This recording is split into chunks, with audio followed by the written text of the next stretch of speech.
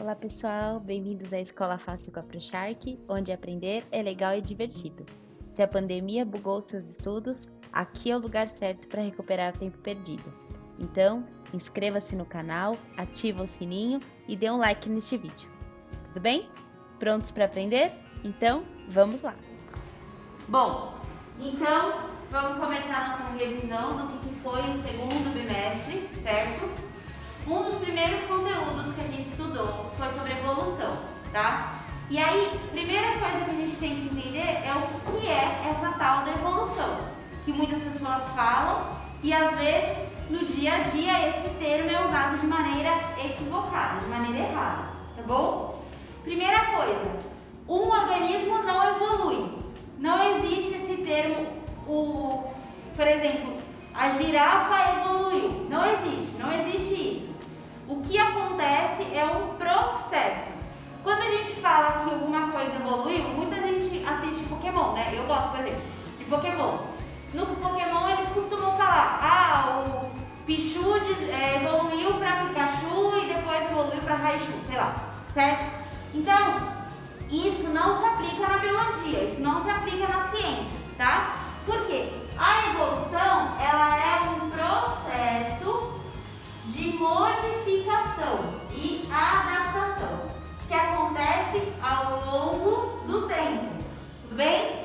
Então, o que vai acontecer?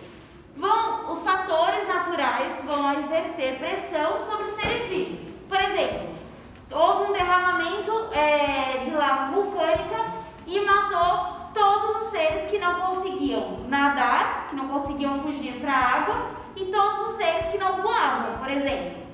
Matou, devastou.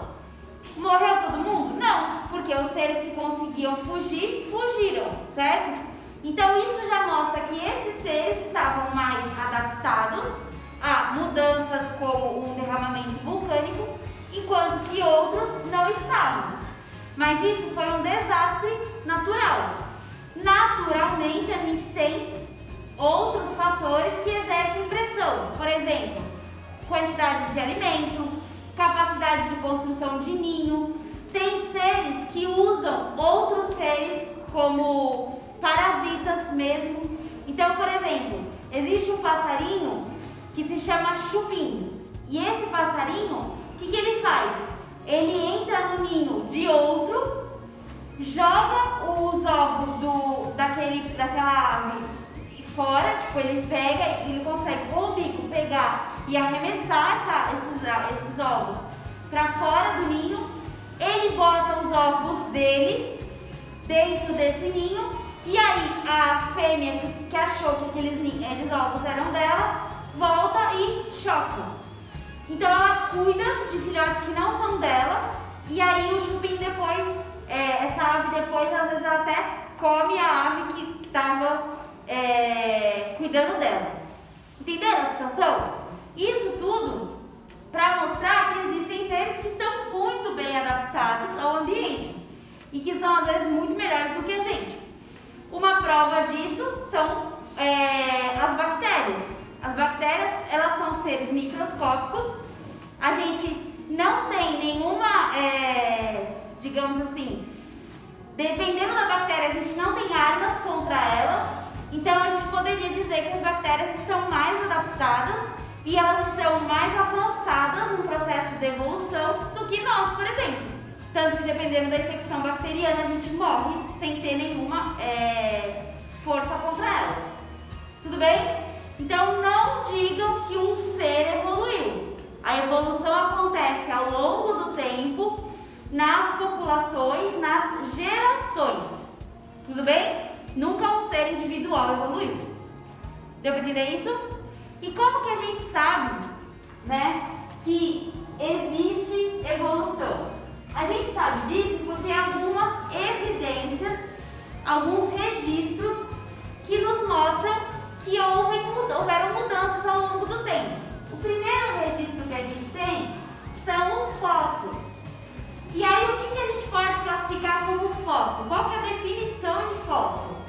É qualquer resto ou vestígio de organismos que foram preservados em processos naturais. Então, quando eu falo para vocês.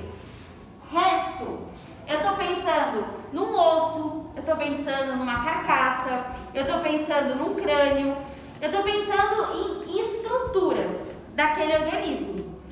Quando eu falo vestígio, eu tô pensando em pegadas, eu tô pensando em fezes, eu tô pensando em uma porção de terra que foi conservada, um pouco de urina. Então, isso é um vestígio, tudo bem? Então, o resto é parte do corpo, e aí normalmente se preservam partes mais duras, como os ossos, enquanto que vestígios são pegadas, excretas, como por exemplo urina, ou até mesmo fezes, tudo bem? Tá. Uma outra evidência que a gente tem é a adaptação. Então, o que é a adaptação? É um ajuste, certo? Só que não é um ajuste feito para alguma coisa. A adaptação, ela acontece devido a outros fatores. Então, por exemplo, lembra que eu falei que houve derramamento vulcânico e aí os seres que conseguiam nadar, nadavam e os que conseguiam voar, voaram, e quem não tinha essas duas habilidades morreu? Sim? O que a gente tem? Esses seres que nadavam, eles começaram a nadar para fugir da lava? Não, eles já nadavam, eles já eram adaptados ao ambiente aquático. Os que voavam, começaram a voar para fugir da lava? Tipo, eu não consigo voar, só que tá vindo uma lava em mim. O que eu vou fazer? Eu vou correr. Vai surgir asa nas minhas costas para eu poder voar? Não. Então, o que a gente tem que pensar? Esses seres já tinham adaptação ao ambiente aquático e ao voo. O fato do desastre acontecer só fez eles usarem o que eles já tinham. Então, a adaptação pode ser classificada como um conjunto de características que são mantidas nas populações ou fixadas nas espécies por seleção natural. O que significa isso? Se uma característica é mantida e essa manutenção pode ser herdada, o filho vai ter. Por exemplo, depois da Revolução Industrial, que aconteceu na Inglaterra, na primeira Revolução Industrial que aconteceu na Inglaterra, observou-se que algumas mariposas, que eram sempre brancas, estavam marrons. E aí, o que eles começaram a perceber? Que essas mariposas marrons surgiram ao acaso, ou seja, não foi ninguém que foi lá e pintou a mariposa, certo? Ou não foi ela que falou, quero ser marrom, e ficou marrom, tá? O que aconteceu? Surgiram mariposas marrons ao acaso, nasceu uma marrom, certo? E aí, essa marrom, ela se camuflava no casco da árvore, que ficou marrom por causa da fuligem vinda da fábrica.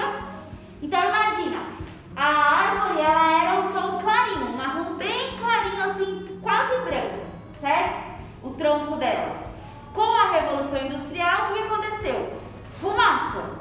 E aí essa fumaça liberou fuligem, que é aquela coisinha bem... quando a gente vai em festa junina, por exemplo, que tem aquela fogueira, e aí se você chegar muito perto, fica com fuligem na mão, aquela coisa meio preta, certo? Sabe do que eu tô falando? Então aquela fuligem grudou na árvore, certo? O que aconteceu? As mariposas que surgiram ao acaso marrons conseguiam se camuflar melhor, ou seja, se esconder melhor de predadores como corujas, enquanto que as brancas, que eram naturalmente brancas, que era o padrão da espécie, era visto muito mais facilmente. E aí o que começou a acontecer? Uma troca. As marrons conseguiam chegar a se reproduzir, enquanto que as brancas morriam pequenininhas já, antes da reprodução. Então, percebam, uma mudança ambiental, neste caso causada pelo ser humano, foi responsável por uma alteração Mas olha, de novo, a mariposa, ela quis ser marrom? Não. O acaso causou mudanças e essas mudanças foram selecionadas. Daí o nome seleção natural. Foram selecionadas pelo próprio ambiente, pelos próprios fatores naturais. Ou seja, não foi lá a presença de um predador que enxergava mais facilmente, que selecionou brancas de marrons. Então, quando a gente pensa na a adaptação nunca ocorre para um determinado fim. A adaptação simplesmente acontece. Seja porque isso pode provocar uma melhora na sobrevivência, ou seja, mais garantias de sobrevivência, seja porque ela dá uma melhora na reprodução. Então, quer ver uma situação de adaptação que nós temos? Vamos comparar dois tipos de organismos. Mamíferos, certo? A gente vai pensar dentro dos mamíferos, ratos ou coelhos, como vocês podem pensar, e um elefante. Tudo bem? Extremos de tamanho. Quando a gente pega uma ninhada de um rato, nasce um só? Não, nasce vários, tipo 4, 5, dependendo da fêmea consegue nascer até 6, certo? Dependendo do tamanho, nasce mais. Agora na gestação de um elefante, nasce um, certo? Então, o que a gente pode observar aí? Apesar dos dois organismos serem mamíferos, apesar dos dois organismos serem adaptados ao ambiente, a reprodução deles é diferente. Nos ratos a gente tem uma reprodução mais curta, enquanto que nos elefantes uma reprodução mais longa. Nos ratos a gente tem quantidade, enquanto nos elefantes a gente tem qualidade. Não estou falando que os ratos não contenham qualidade no seu material genético nem nada disso. Eles têm. Tanto que eles já estão aí há muito tempo e causam vários problemas para muitas pessoas, certo? Mas o que eu quero dizer? O rato, ele tem a gestação mais curta e a estratégia de reprodução dele é na quantidade.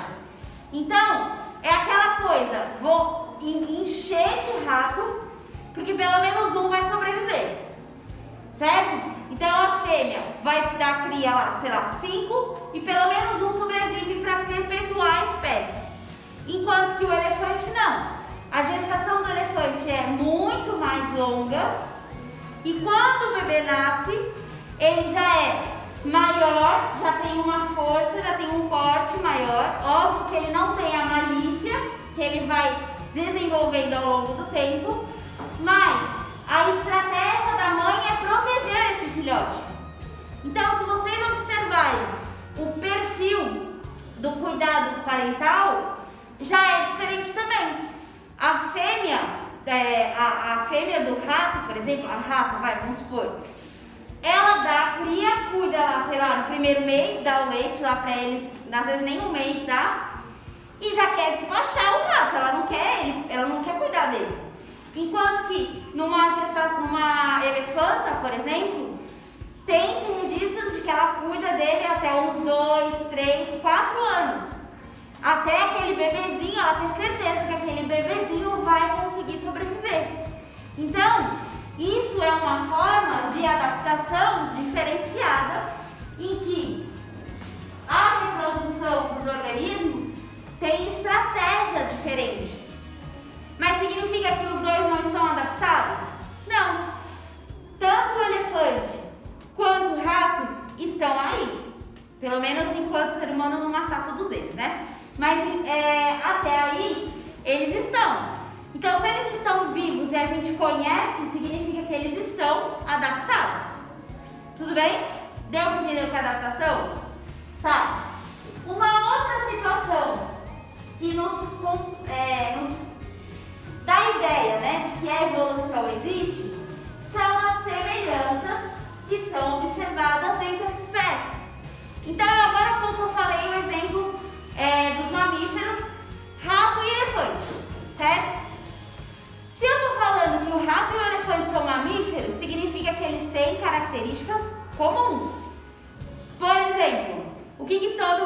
Só um minuto, eu já vou concluir. O que todos os mamíferos têm? Pelos. Os mamíferos respiram pelos pulmões. Então, diafragma, presença do diafragma. Existem várias características, glândulas mamárias, existem várias características que ajudam a gente a observar que os ratos e os elefantes, apesar dos tamanhos diferentes, são semelhantes, tá? E aí, pra gente finalizar, os dois tipos de órgãos que a gente pode classificar, que são os órgãos homólogos e os órgãos análogos, tá? Órgão homólogo é aquele que tem a mesma origem embrionária e possui semelhanças anatômicas. Exemplo, quando a gente compara o braço do ser humano, a nadadeira de um golfinho e a asa de um passarinho, todos eles possuem os mesmos ossos, todos eles se formaram a partir das mesmas células embrionárias, então eles têm a mesma origem. Mas a função é a mesma? Não. A gente usa para fazer isso aqui, sei lá. As aves usam para voar, as aves que voam, né? E os golfinhos usam para nadar, certo? Enquanto que os órgãos análogos são aqueles que possuem a mesma função, só que eles têm as origens e as estruturas anatômicas diferentes. Então, comparando asa, se você comparar a asa de uma galinha com a asa de uma borboleta, galinha não, porque a galinha não voa, né? Vamos pensar a asa de uma MTV. Se você pegar a asa de um MTV e a asa de uma borboleta, as duas asas voam. Ou mesmo vamos pegar esses dois. Só que a borboleta não tem ossos, enquanto que o bem-te-vi é uma ave, um animal vertebrado e possui ossos. Percebem que tem diferença? A função é a mesma, voar. Só que a origem que deu, o que deu origem a essas estruturas